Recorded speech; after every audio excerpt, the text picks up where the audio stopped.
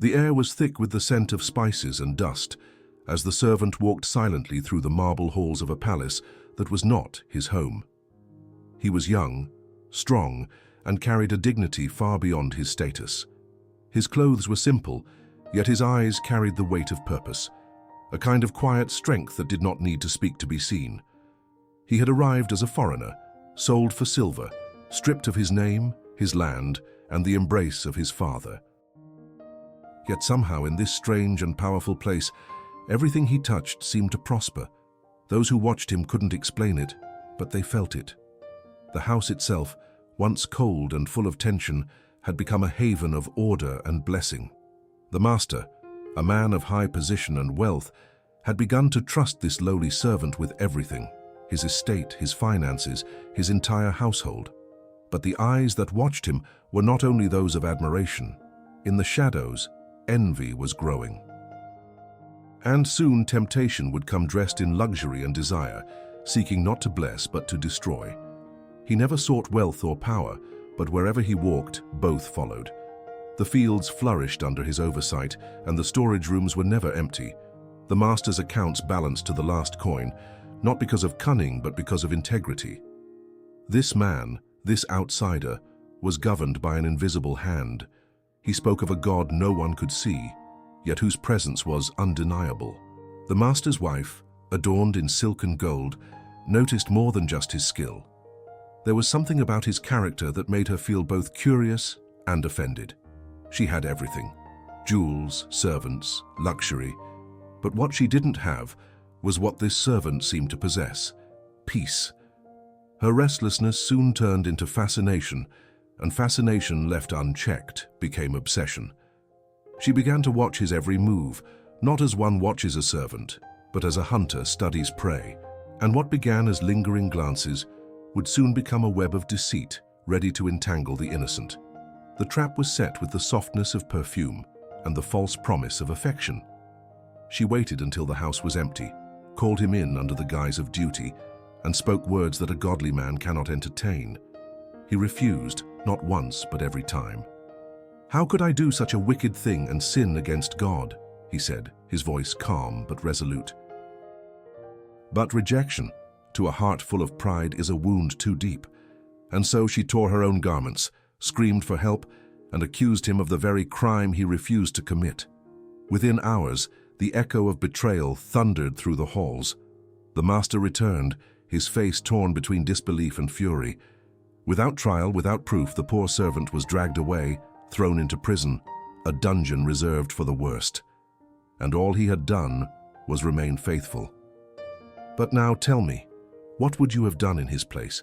Could you stay silent while the world believes a lie about you? Leave a comment below with just one word: faith, if you believe there is a purpose in even the darkest trials. The cell was damp and smelled of rot. Shackled by chains yet unburdened by guilt, he sat in the shadows, waiting, not for revenge, but for clarity. His soul cried not for freedom, but for understanding. Why, God, I did everything right. But heaven was silent. The other prisoners mocked him. "Where is your God now?" they sneered. Days turned into weeks, weeks became months, yet something strange happened in that pit of despair. He began to rise again. The prison guard noticed how the others listened when he spoke, how fights ceased when he entered, how hope began to flicker in a place meant for forgotten men. Before long, he was overseeing the prison itself. It didn't make sense, a prisoner trusted as a leader. But again, wherever he walked, blessings followed. And even in chains, he seemed more free than the men who had sentenced him. One morning, 2 men arrived, servants of the palace, now disgraced. Their faces were filled with confusion and fear. They had each had strange dreams, and none could explain their meaning. He listened, not as a man desperate to impress, but as one who had learned to wait for God. With gentleness, he spoke truth into their confusion. "Interpretations belong to God," he said. "One would be restored, the other would not. The dreams came true exactly as he said, and as one was lifted from the prison, he begged, 'Please remember me when you are free.' The man nodded, but forgot him completely. 2 years passed. 2 years of silence. 2 years of being hidden beneath the ground while the world above moved on. But God had not forgotten. And when the moment arrived, the moment no one could predict, it would come not through a fight or rebellion, but through a dream so disturbing it shook a kingdom. It happened on a night when peace should have reigned in the palace. The king, clothed in the finest linen and surrounded by walls of gold, tossed and turned like a beggar on stone. His dreams had turned violent, mysterious. In them, 7 fat cows emerged from the Nile, only to be devoured by 7 thin, sickly beasts. Then again, 7 plump heads of grain were swallowed by withered stalks. When the king awoke, he was breathless, covered in sweat. None of his wise men, magicians or priests could interpret the meaning. Their words were empty, their eyes afraid. And it was in this moment of royal panic that the man who had once been saved in prison finally remembered the one who had helped him. "There is a Hebrew, a servant in the dungeon," he said hesitantly. "He explained my dream when no one else could." "Perhaps he can help." Pharaoh, desperate and shaken, ordered at once, "Bring him." If you are finding this story powerful and spiritually enriching, consider subscribing to the channel. You won't want to miss what happens next. The servant was taken from the prison, hurriedly yet respectfully. For the first time in years, the sun warmed his face outside the prison walls. His garments were changed, his face shaved, and though the world had forgotten him, heaven had not. He stood before Pharaoh, the most powerful man in Egypt, not as a man seeking favor, but as one sent for a divine assignment. The king described his dream in detail, his voice quivering with fear. But the prisoner, still without name to those in the room, did not flatter or bow in desperation. Instead, he lifted his eyes and spoke, "I cannot interpret dreams, but God can." There was a silence, one that no one dared to interrupt. Then, calmly, he spoke of 7 years of abundance, to be followed by 7 years of deadly famine. He urged Pharaoh to act with wisdom, to appoint a man to prepare during the years of plenty, lest the kingdom collapse during the years of hunger. His voice was firm, not proud, yet it carried a divine weight. Pharaoh looked around at his court, the men who had failed to interpret, the ones who feared instead of acted. And then he looked at the young man before him. "Can we find anyone like this, one in whom is the Spirit of God?" he asked aloud. And at that moment everything changed. The man once betrayed, sold, falsely accused, and imprisoned was now being lifted to the highest position in the kingdom under Pharaoh himself. He was given robes of royalty, a gold chain, a signet ring, and a new name. He rode in the 2nd chariot, and all Egypt bowed before him. But none of these things changed the core of who he was. His heart remained soft, humble, and grounded in the God who had guided him from the beginning. He was no longer a prisoner, but the memories of that cell never left him, nor did the ache of the betrayal he had suffered, both by the hands of strangers and his own blood. Years passed. The famine arrived just as foretold. People from all nations came to Egypt, desperate for food.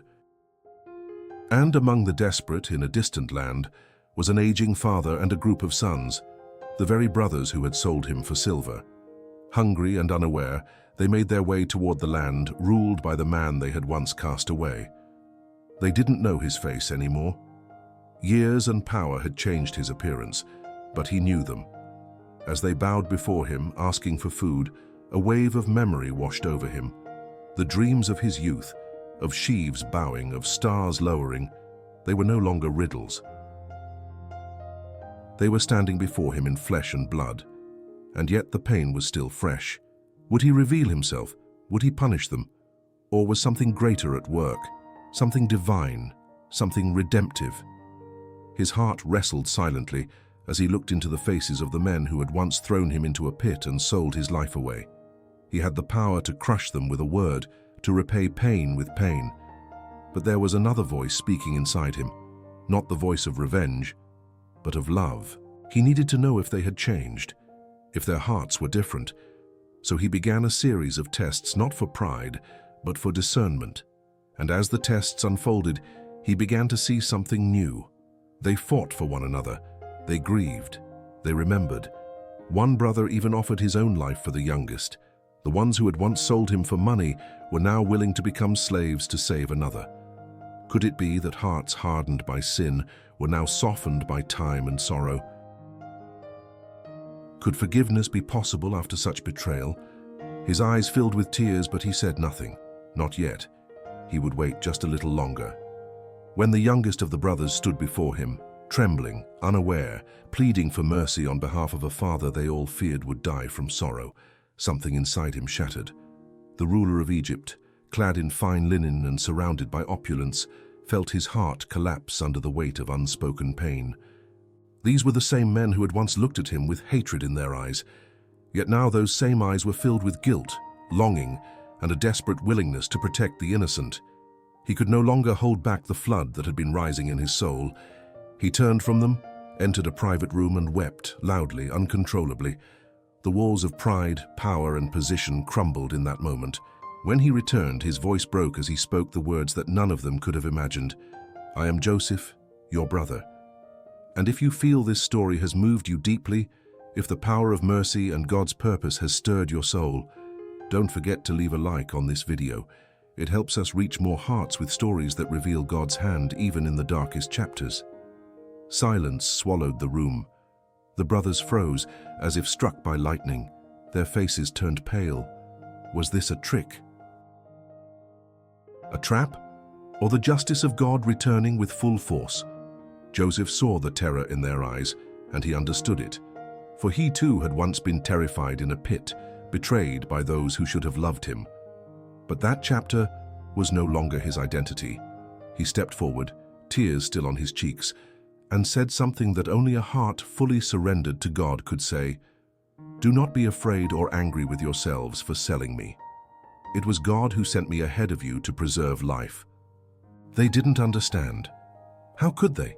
The God they had forgotten, the God they had ignored in moments of jealousy and greed, had used even their betrayal to bring about salvation for thousands. Riches, money, and luxury had once been the gods they chased. But now before them stood the proof that only love, divine, sacrificial, unshakable love, can rewrite a story of pain into a purpose far greater than revenge. Joseph fell on his brother Benjamin's neck and wept. Then he embraced the others one by one. What had once been broken was being restored, not because time had passed, but because humility had returned. Forgiveness had triumphed over bitterness. And in that moment, a family once torn apart by jealousy was being stitched together by grace. Pharaoh, hearing of the reunion, offered them the best of Egypt, wagons, goods, and land. "Bring your father," he said. "Let him live near you in safety and abundance." The same land that had once been a prison for Joseph would now become a refuge for his family. The journey from the pit to the palace had not been without suffering. But now, looking back, every tear had been redeemed.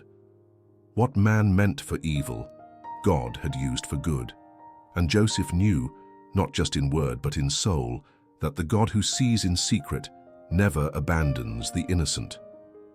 When Jacob, the old father whose heart had been mourning for years, heard that Joseph was alive, his breath left him. He could not believe it. The son he thought dead was now alive, powerful and faithful. As he made the journey to Egypt, his frail hands clutched the hope he had buried long ago, and when father and son met again, time seemed to stop. No kingdom, no crown, no gold could equal the richness of that moment. Joseph wept on his father's neck, not as a ruler, but as a son who had been restored. The family settled in Goshen, a land of provision during famine, a land where God would continue his work through a people chosen for a divine purpose. But even there, in peace, Joseph never forgot who he was. He remained humble, generous, and faithful. Not because of titles or treasures, but because he understood the weight of grace. And grace changes everything. And so, this story, which began in betrayal and tears, ends with reunion and purpose. But is it truly the end? Or is it just the beginning of something deeper? Because every one of us in some way walks the road of Joseph. Some have been betrayed, others have been the betrayers, some are in the prison of injustice, while others sit in palaces built on pain. But God is still writing, He is still redeeming. He turns dungeons into doors and tears into triumphs. If this story has stirred something in your heart, don't keep it to yourself. Share this message. Let it heal others. And if you haven't yet, make sure to subscribe so you don't miss what's coming next. And don't forget to watch the video that's appearing right now on your screen, because your story too is far from over. God is still speaking, and He never forgets His chosen ones.